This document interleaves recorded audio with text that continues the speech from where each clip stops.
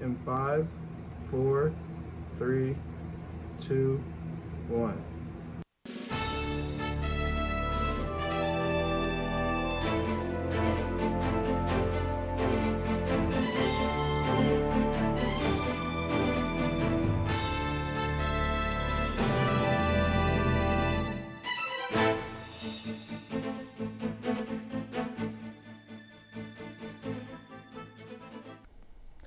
Hello to our viewers. Today is April 5th, and I'm your host, Joshua King. And I'm Jordan Smith. Thank you for joining us for this week's Watching Washington. We begin with breaking news from the East Coast, where an earthquake hit near New York City. Although the epicenter was believed to be nearby New Jersey, shaking was felt widely in Manhattan. Earthquakes are rare in the Big Apple, and the quake caused quite an alarm. New York City Mayor Eric Adams says there are no reports of major damage or injuries, and encouraged residents to go about their day as normal. He also advised everyone to be on alert for aftershocks. Just this Wednesday, Taiwan faced the most intense earthquake it has seen in 25 years. It is reported that 9 people have lost their lives and more than 900 have been injured due to the catastrophic event. Clips have surfaced that show impact of the earthquake and the damage it has done. According to the U.S. Geological Survey, the earthquake reached a magnitude of 7.4. The quake struck at 7:58 a.m. just 11 miles south of Hualien City at the depth of 21 miles. Around 75 people who were stranded in tunnels have been rescued. However, 137 people still remain trapped. On Monday, the Florida Supreme Court issued 2 key decisions relating to abortion access in the state. One lets a 6-week ban take effect May 1st. In 2022, Governor Ron DeSantis signed into law a 15-week ban that was immediately challenged in court. Then, in 2023, DeSantis signed a 6-week ban. The court upheld the 15-week ban, which will allow the 6-week ban to also go into effect at the end of the month. The other decision allows a proposed amendment to enshrine abortion rights in Florida's Constitution to be added to the ballot this November. Advocates had already gathered the necessary number of signatures to place the amendment on the ballot. But under Florida law, the Supreme Court must review the language of citizen-initiated amendments before they can formally advance. If passed, Florida will have some of the most expansive abortion rights in the South. The amendment will need approval from 60% of voters to pass. President Joe Biden and Israeli Prime Minister Benjamin Netanyahu spoke Thursday for the first time since an airstrike killed aid workers in Gaza. Biden uses the opportunity to call the overall humanitarian situation in Gaza, as well as the airstrike that killed humanitarian workers there, quote, unacceptable. The president has called for a temporary ceasefire that includes the release of hostages held by the Hamas and has pushed against a ground invasion of Rafah in southern Gaza.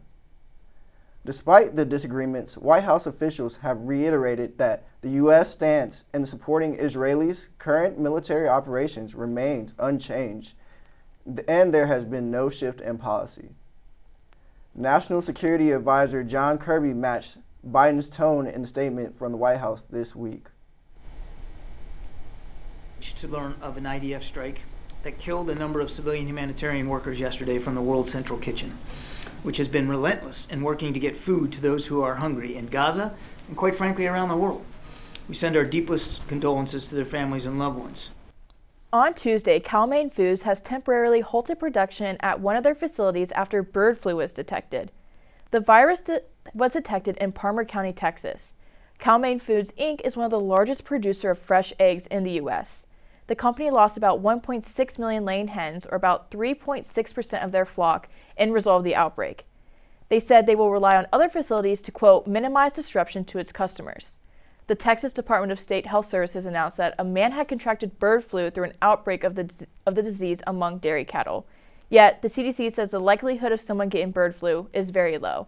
They advise storing eggs on the fridge shelf below 40 degrees to prevent contracting illness, and noting it can't be transmitted from cooked eggs.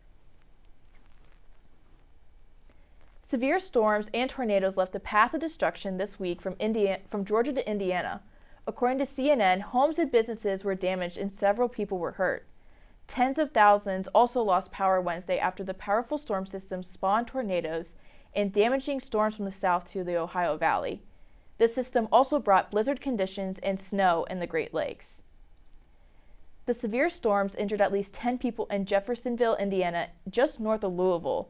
That's according to what the city's mayor told WLKY. Photos posted by the mayor showed chunks taken out of several homes, roofs, and debris scattered around the neighborhood. President Joe Biden and Senator Bernie Sanders revealed a big plan at the White House to cut health care costs for Americans. They are aiming to lower prices for important medicines like inhalers and insulin. According to CBS News, one inhaler manufacturer has nixed patents, and 3 of the largest manufacturers plan to cap the cost of inhalers to many patients at $35. President Biden said they're not done yet and will continue to keep working to make drugs cheaper. The truth is that politicians have been talking about the high cost of prescription drugs for years, including me. I've been on this issue for probably 20 years, maybe more. But the other truth is that during that time, not much has happened. A lot of talk, yep, but no real progress. Despite all of that, the Biden administration and Democrats in Congress are beginning to make some progress. Drug companies are charging exorbitant prescription drug prices. Higher prices than anywhere in the world. And Bernie said it, I was listening in the back, Bernie. You and I have been fighting this for 25 years. Finally we beat Big Pharma. Finally. I'm serious. Up next, recent polling numbers showing significant changes in Biden's approval ratings. Plus, the Ukraine military's changes in the draft age and its implications. Stay with us. More Watching Washington next. Imagine a world where Olympics and Paralympics are unified as one, and where all athletes at all levels have equal opportunities to play and perform at their full potential. Athletics has been such an influential and transformative aspect of my life. So to me, RISE is about ensuring that every person that has the desire to participate in sport has the opportunity to do so. This organization is about recognition.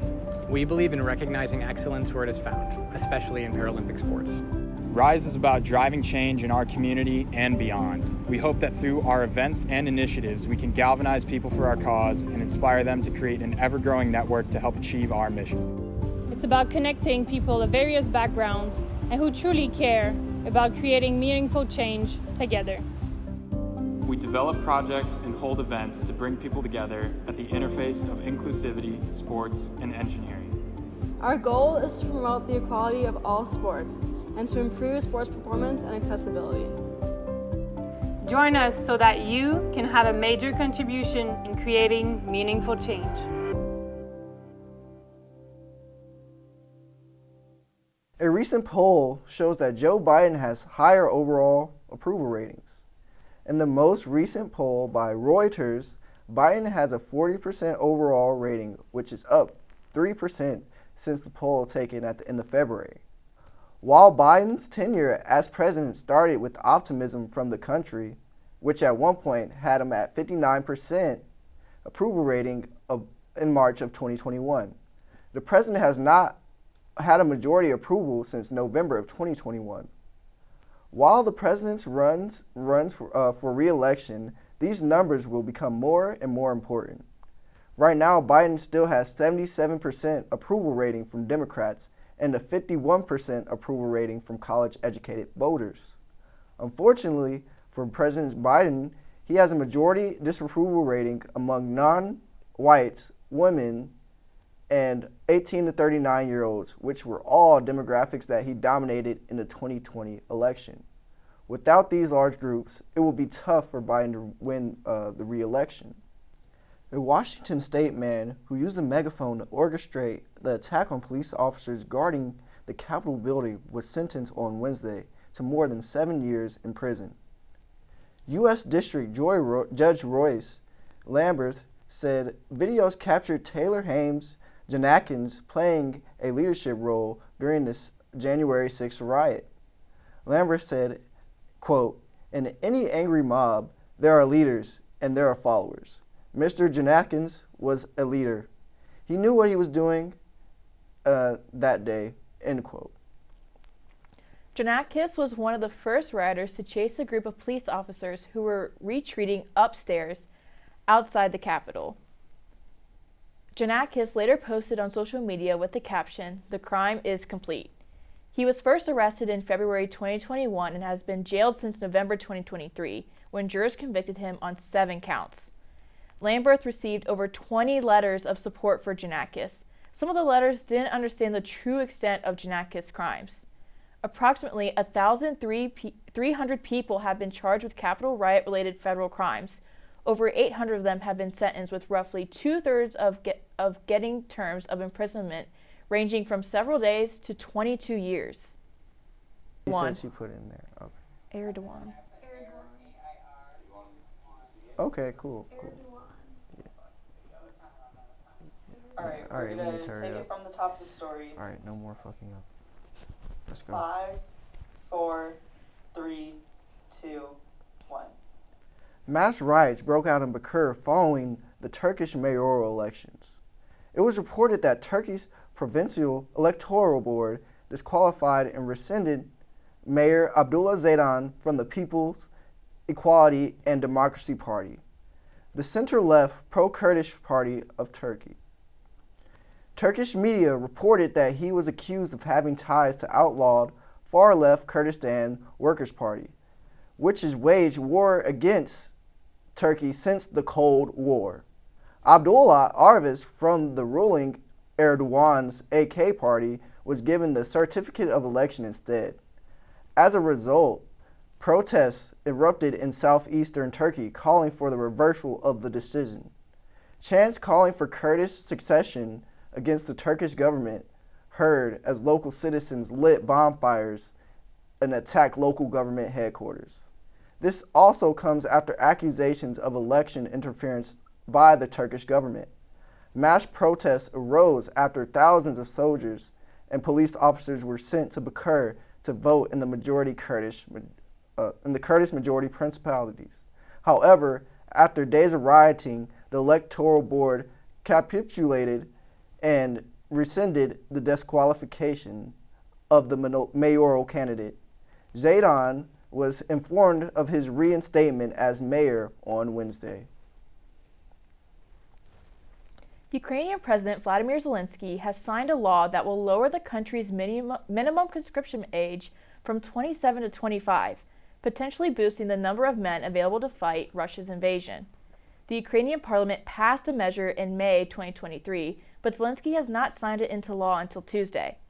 Expanding the draft age has been a controversial issue in Ukraine. At the beginning of 2024, the former commander-in-chief of Ukraine's army, Valery Zaluzhny, argued that the army needed another 500,000 soldiers. He expressed his frustration at, quote, "the inability of state institutions in Ukraine to improve the manpower levels of our armed forces without the use of unpopular measures," end quote. Zelensky previously mentioned he would agree to a law to mobilize younger Ukrainian men if it was really needed. He said, quote, "If there are enough arguments to mobilize 25-year-olds, and this is really something we need to do, I will agree with it," end quote. Coming up Monday, April 8th, we will be experiencing a total solar eclipse. The last time this occurred in the state of Indiana is said to date back to 1869. However, the state did see a partial solar eclipse back in 2017. With this event, you can expect many tourists here in Indiana, along with school and business closures. Daily Journal reports that NDOT workers have been told to halt work for the solar eclipse. Schools who have room in their calendars are welcome to take the day off, as long as they still meet the 180-day school requirement. Governor Eric Holcomb has declared a state of emergency ahead of this event due to the influx of people. ABC Chicago states that Governor Holcomb expects a, quote, widespread and significant impact to the state's transportation, communication, and emergency response services. This decision will bring additional resources from neighboring states to help during the eclipse if needed. If you plan to watch the solar eclipse, make sure to get proper eye protection and secure your viewing spot. Our interview guest this week is Dr. James McCann. The full interview just ahead on Washing, Washington. Being involved in the 3-year program at Purdue made it easier to say to myself I could get done in 3 years. The 3-year program helped save me a ton of money. Not completing my 4th year, I would save around $30,000. It will give you an advantage, if anything. Doing the 3-year program at Purdue has shown me that I have motivation to do whatever it takes to get my degree. Hi there, my name is Vikram Jaithak and I'm the founder and president of the Purdue chapter of the University Blood Initiative. Over the past 2 years, we've been able to collect over 300 pints of blood to be donated to local hospitals, and you can be the next one to help out. I donate my blood at the University Blood Initiative. Hi, I just donated blood through the University Blood Initiative. Hi, I just donated blood through the University Blood Initiative at Purdue. Right, I donated my blood through the University Blood Initiative at Purdue. And I donated my blood at University Blood Initiative at Purdue.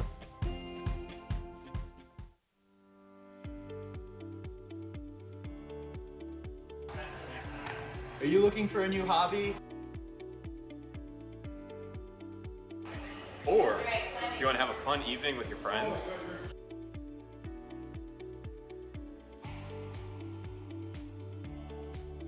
Then come climb to new heights at the Co-Rec Climbing Wall.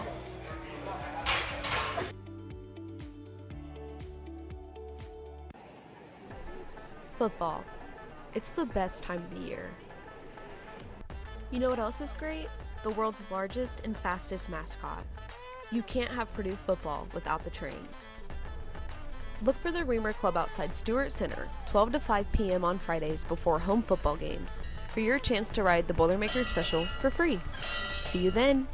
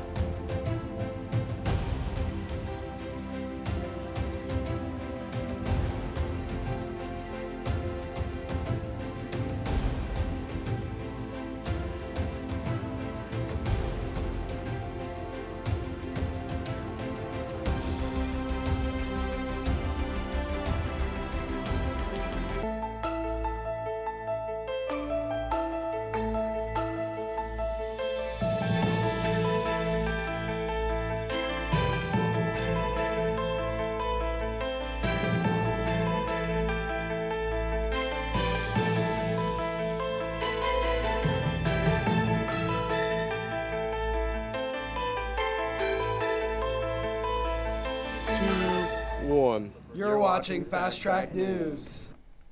We have a special guest with us on call this week. Dr. James McCann is a professor at Purdue who will be speaking with us today on the upcoming election in Mexico. Let's go to Watching Washington, Samuel Zartowski, who is standing by with this week's interview. Hello, I'd like to introduce our guest for today, Dr. James McCann. He is a professor of political science and Latin American studies here at Purdue University. He has a background in research on election politics, immigration, and public opinion. Our topic today pertains primarily to the upcoming Mexican elections on June 2nd, where citizens in Mexico will elect a new president, 500 representatives, and 128 senators. Not many in America are aware of how this may impact them, so Dr. McCann is here with us today to offer his informed perspective on the matter. Dr. McCann, thank you for being here with us today. Yeah, thanks for the invitation, Samuel. Of course. So my first question is there anything more you'd like to say about your background or your field? And I understand that you've also been working on a project concerning the upcoming elections in Mexico. So what is that about?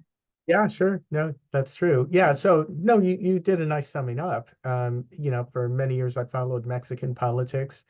The kinds of questions I care about have to do with the effectiveness of democratic engagement, small d democratic engagement, and kind of the responsiveness from political leaders to public opinion and party politics.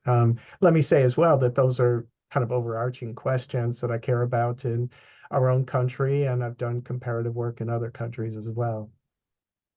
And you asked about what I'm doing in my research life. Yeah, this semester I've been collaborating with a colleague here at Purdue, Andy Baker, and another colleague at UT Austin.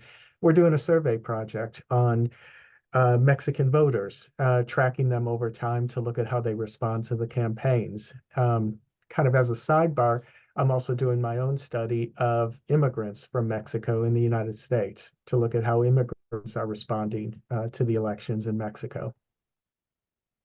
Interesting.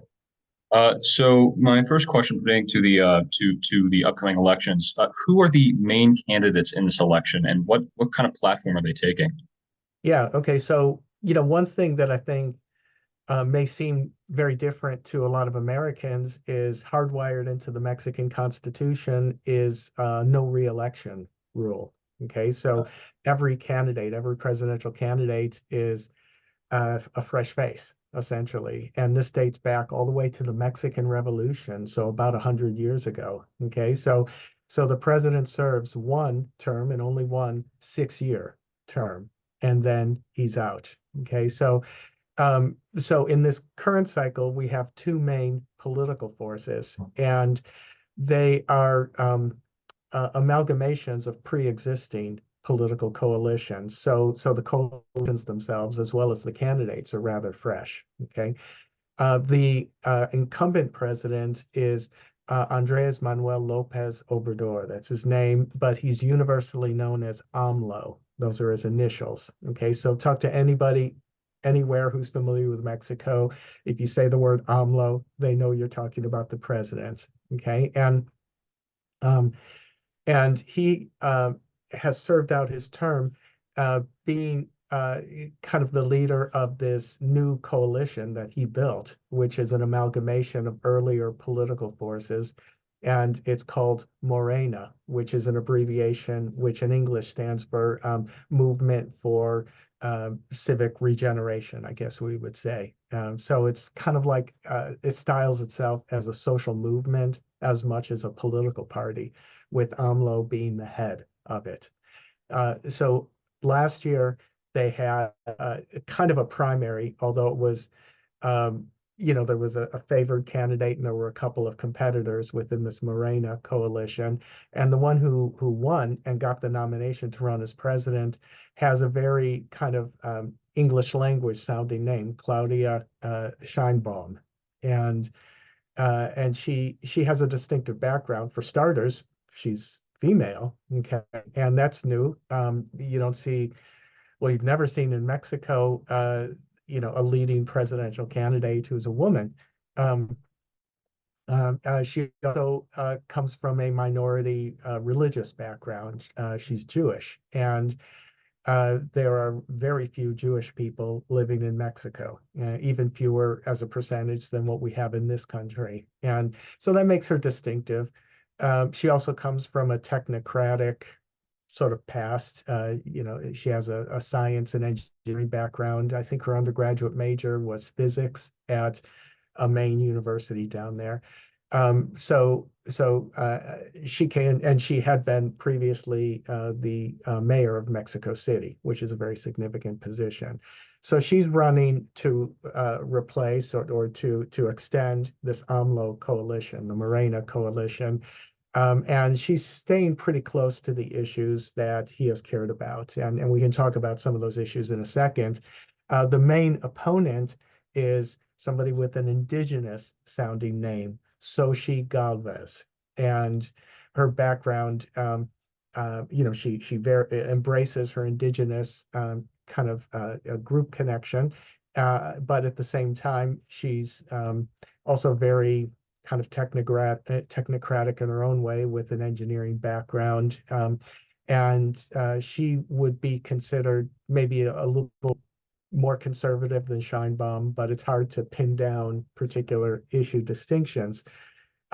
What's interesting there is that she's representing this interesting, unprecedented coalition of three major political parties in Mexico. Okay, so quick thumbnail sketch that hopefully isn't too hard to follow. But before AMLO and Morena came on the scene, there were three major Mexican political parties. One was called the Institutional Revolutionary Party, and that's an odd name, right? Because it combines institutions and revolution. But it had deep roots in Mexican history and for many decades ruled the country single-handedly. Okay, but it fell from power in 2000, but it still is a major political force in the country. The second traditional political party in Mexico is called the National Action Party, which is historically strong in the north, and it leans more towards traditionalism, Catholicism, conservatism. Okay. The third force is called the Party of the Democratic Revolution, and PRD in Spanish, and it has roots only in the late 90s. Okay, so those were three parties that historically are all very distinctive, but what they did is they fused themselves together for purposes of the presidential election to get behind one candidate. Okay, so it's interesting, and there's a lot of good political science to suggest why that would be the case, right? Because Mexico elects its president based on a simple plurality rule. So whoever gets more votes than anybody else is the president. They don't have an electoral college or anything like that, like we have in this country. Okay, so the logic of such a system would suggest that the political forces in Mexico should gravitate towards one of only two sides, right? Because whoever can get 50% or more wins, right? So you would think there's a strong incentive not to splinter yourself, but to combine in order to get over your 50% threshold. Okay, and that's what's happening. So Galvez, the second candidate I mentioned, is representing nominally these three otherwise pretty different parties. Okay, and so that's a sort of longish answer, I know, to your initial question, but it speaks to kind of a hodgepodge in terms of ideologies and issue positioning in the campaigns. You have lots of traditional parties that are normally antagonistic towards each other. They're kind of fusing together.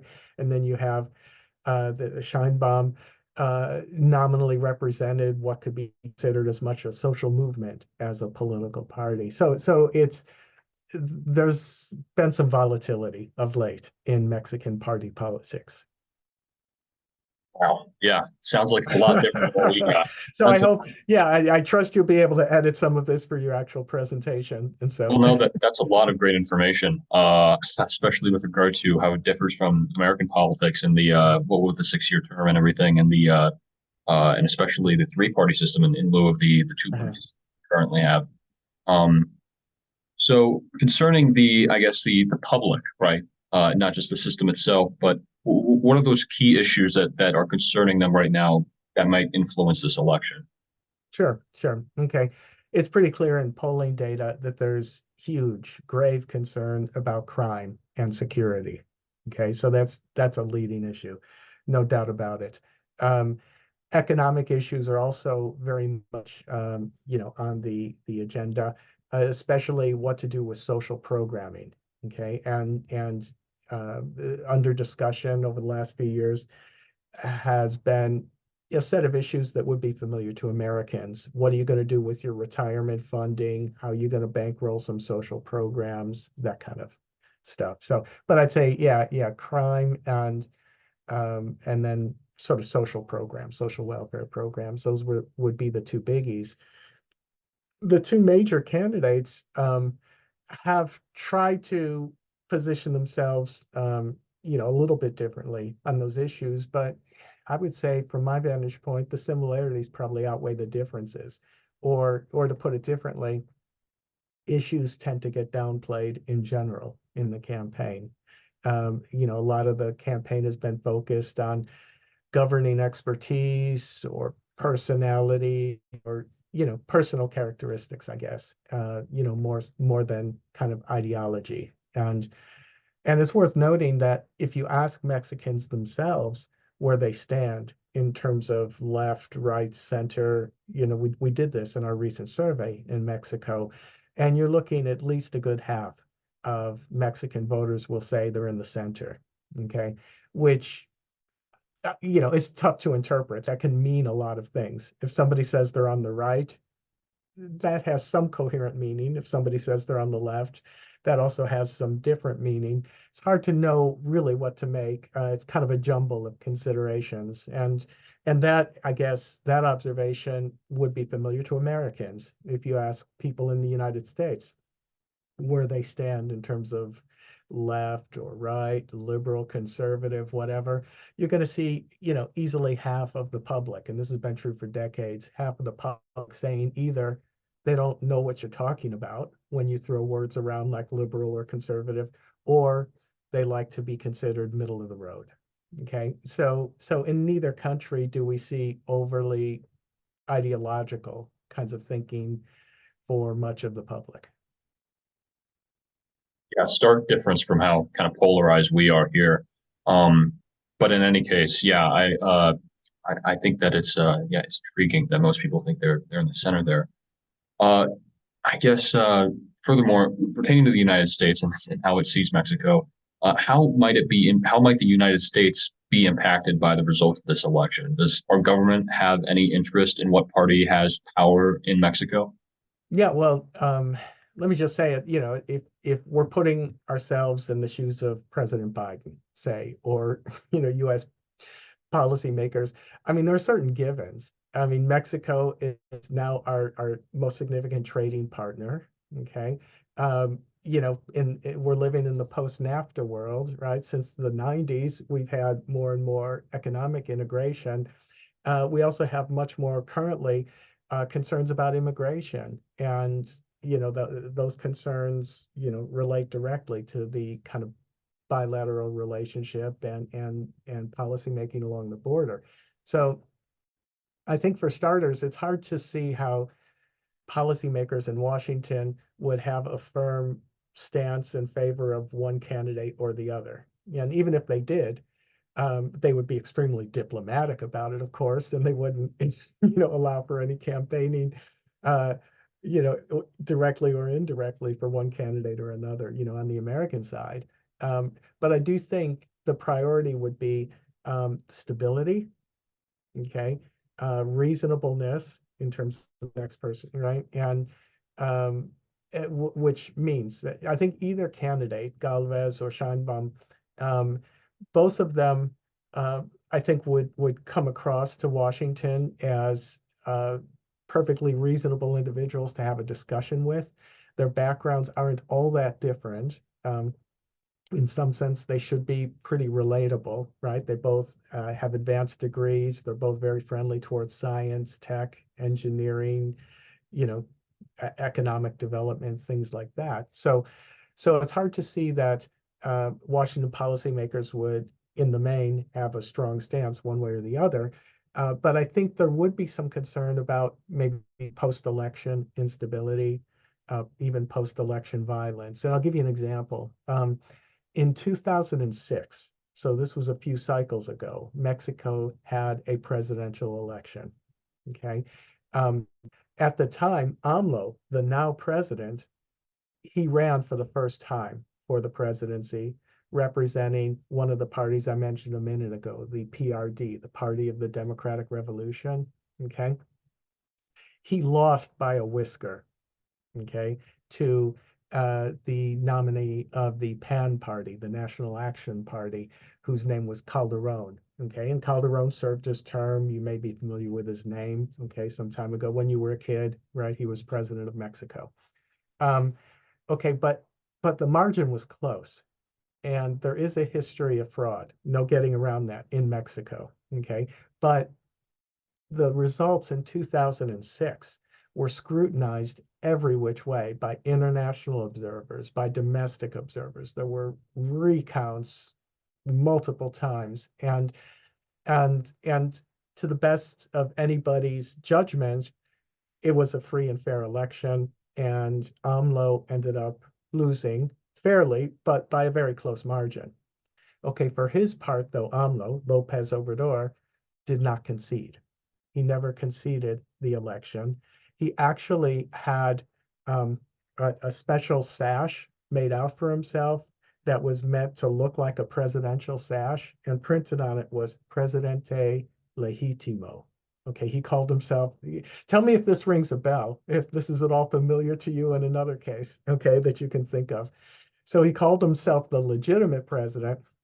He camped out in the main square in Mexico City. It's called the Zocalo. Okay. He actually appointed a shadow cabinet, people who would have been his advisors if he actually had been, placed in the presidential office. And for months and months and months, he had this sort of renegade